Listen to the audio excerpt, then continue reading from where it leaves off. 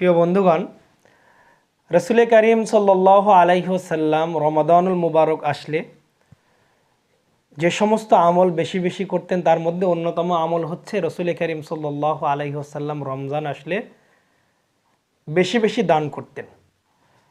মুসলিম শরীফের 2308 নম্বর হাদিসের মধ্যে বর্ণিত হয়েছে, হজরত আবদুল্লাহ ইবনে আব্বাস রাদিয়াল্লাহু তাআলা আনহু থেকে বর্ণিত। তিনি বলেন, মানুষের মধ্যে সবথেকে কল্যাণকামী হলেন রসুল করিম সাল্লাল্লাহু আলাইহি ওয়াসাল্লাম।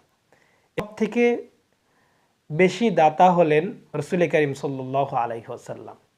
আর তিনি রমাদানুল মুবারক আসলে দানের মাত্রা বাড়িয়ে দিতেন, অর্থাৎ বেশি বেশি দান করতেন।